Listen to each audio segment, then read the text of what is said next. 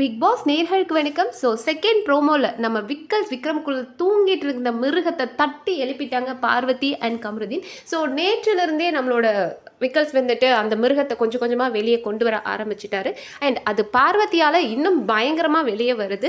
So இவங்க எல்லாருக்குமே இன்றைக்கி டாஸ்க் ராஜாராணி டாஸ்க் நடக்க போகுது. ஸோ எல்லாருமே ரூமில் தான் உட்காந்து பேசிட்டு இப்போ ஃபன் பண்ணிட்டு தான் இருக்காங்க லைவில்.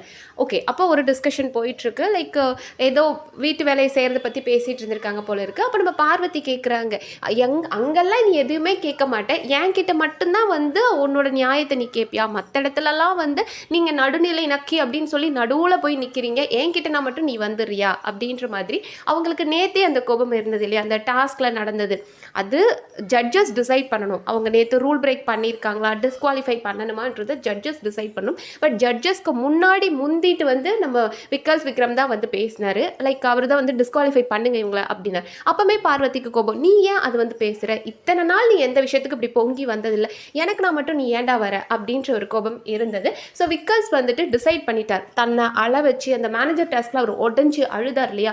ஸோ அவருக்கு அப்போவே டிசைட் பண்ணிட்டார், ஓகே இதுக்கு மேலே இந்த நல்ல வேஷம் நமக்கு செட் ஆகாது, நம்ம இறங்கி அடித்து விளையாடணும். இதுக்கு மேலே வர்றதை அடித்து விளையாண்டாதான் நாம் உள்ள சஸ்டெயின் ஆக முடியும். பிரவீன் போனது எல்லாருக்குமே ஒரு பயம் வந்துருச்சு. அப்போ யார் வேணாலும் எப்போ வேணாலும் போக வாய்ப்பு இருக்குது. இப்போது அரோராவோ இல்லை எஃப்ஜேவோ இவங்கெல்லாம் சும்மா இருக்காங்க, இவங்க போயிடுவாங்கன்னு நினைப்போம். ஆனால் கண்டென்ட் கொடுக்குற பிரவீனே போயிட்டாருன்னா நாமளும் இனிமேல் போக வாய்ப்பு இருக்குது. ஸோ நம்மளும் அந்த அவங்களுக்குள்ளே இருந்த இந்த இன்னொரு ஃபேஸை காமிச்சு தான் ஆகணுன்றதை அவர் புரிஞ்சுக்கிட்டாரு.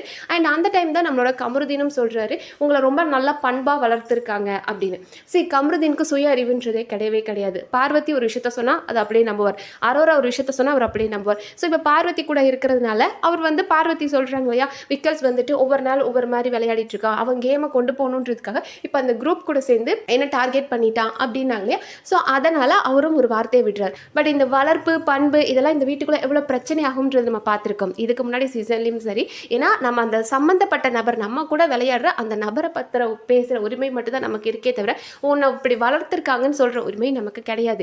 ஏன் கமருதீனை வந்துட்டு இவர் நம்ம திவாகர் ஒரு தடவை சொல்லியிருந்தார், இந்த மாதிரி தான் உன்னோட வளர்ப்பு, நீ எங்கேருந்து வந்திருக்க, உன் வளர்ப்பு என்னன்னு தெரியும் அப்படின் போது, ஆமாண்டா நீ தான் என்னை படிக்க வச்சியாடா, இல்லை நீ தான் வந்து எனக்கு விஜய் டிவியில் சீரியல் வாங்கி கொடுத்தியாடா அப்படின்னு சொல்லி ஒரு தடவை கமருதீன் திவாகர் திட்டினார். நீ யாருடா என்னை பற்றி பேசுறதுக்கு அப்படின்னு. அதே தானே கமருதீன் அவருக்கும் உங்களுக்கு என்ன உரிமை இருக்குது அவங்களோட வளர்ப்பை பற்றி பேசுறதுக்கு? உங்களை திவாகர் அன்னைக்கு சொல்லும்போது நீ தான் எனக்கு அதை பண்ணியா இதை பண்ணியான்னு அவ்வளோ கேள்வி கேட்டீங்க, இப்போ நீங்கள் எதுக்கு மற்றவங்களை பற்றி பேசணும்? சரி, வேர்ட்ஸில் கண்ட்ரோல்ன்றது சுத்தமாக நம்மளோட கமருதீனுக்கு கிடையவே கிடையாது. ஸோ விக்கல்ஸ் அந்த வேர்டை முதல்ல விட்டுட்டார். அதுக்கப்புறம் பார்வதி கூட வந்து அவர் மார்க் பண்ணி காமிக்கிறாரு.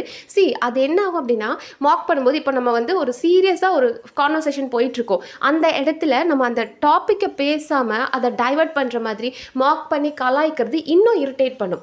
ஆக்சுவலி நம்ம அந்த கான்வர்சேஷன் பற்றி பேசலாம். இப்போ ஏதோ ஒரு வீட்டு வேலையை வச்சு ஆரம்பிச்சிருக்காங்க, அப்போ பார்வதி எதுக்கு நீ இப்போ வந்துட்டு இப்படி நடுநிலைன்னு சொல்லிட்டு இப்போ மாறிட்டேன்னா அந்த கான்வர்சேஷன் போகலாமே தவிர அதை விட்டுட்டு அவங்கள அந்த மார்க் பண்ணி ஏதோ ஒரு மாதிரி சிரிச்சு காமிச்சு இதெல்லாம் வந்து இன்னும் இரிட்டேட் பண்ணும். லைக் இது என்னன்னா ஆப்பனண்ட்டை ட்ரிகர் பண்ணி அவனை வேர்ட்ஸ் விட்டு அவனை கத்த வைக்கிறதுக்கான ஒரு ஸ்ட்ராட்டஜி. ஸோ அதை நல்லாவே விக்கல்ஸ் பண்ண ஆரம்பிச்சிட்டாரு. அண்ட் அதுக்கப்புறமா உடனே இவர்கிட்ட ஜம்ப் பண்ணிட்டார். கமருதீன் கிட்ட வந்துட்டு, நீ எதுக்கு வளர்ப்பை பற்றியெல்லாம் பேசுகிற, அவங்க அந்த மாதிரி பேசுகிறாங்களா, நீ தான் இப்படிலாம் பேசுகிற, அப்போ உங்ககிட்ட தான் நான் கத்த முடியும் அப்படின்ற மாதிரி தன்னோட ஸ்டேட்மெண்ட்டை நியாயப்படுத்திட்டு இருக்கார். ஏன் நான் பார்வதி சைடில் திரும்புகிறேன் அப்படின்னா நீங்கள் அந்த அளவுக்கு நடந்துக்கிறீங்கன்ற மாதிரி திரும்புகிறாரு. ஸோ விக்கல்ஸோட அந்த இன்னொரு ஃபேஸ் அவரை எஸ்டாப்ளிஷ் பண்ண ஆரம்பிச்சிட்டார். இதுதான் விக்கல்ஸ், ரொம்ப ஜாலியானவன் கிடையாது, அவனால் கொஷின் பண்ண முடியும் அப்படின்றத பார்வதி கிட்ட இருந்து ஆரம்பிச்சிருக்காரு. ஸோ பார்வதி ஏன்னா அவங்களுக்கு ஒரு நெகட்டிவ் ஷேட் இருக்குது, ஸோ இங்கேருந்து ஆரம்பிக்கும் போது நமக்கு கரெக்டாக போகும் அப்படின்ற மாதிரி போகிறார். எஸ், ஆப்வியஸாக இந்த வீட்டுக்கு அதெல்லாம் தேவை தான். ஒவ்வொருத்தரோட ரியல் ஃபேஸ் வெளியே வந்து கேம் விளையாண்டதா சுவாரஸ்யமாக இருக்கும். ஸோ பார்ப்போம், இன்னும் வேறு எல்லாம் இன்ட்ரெஸ்டிங்காக நடக்குது, நம்ம அடுத்த வீடியோவில் பார்க்கலாம். அண்ட் இந்த வீடியோ உங்களுக்கு பிடிச்சிருந்தா சப்ஸ்கிரைப் பண்ணி சப்போர்ட் பண்ணுங்கள். நன்றி.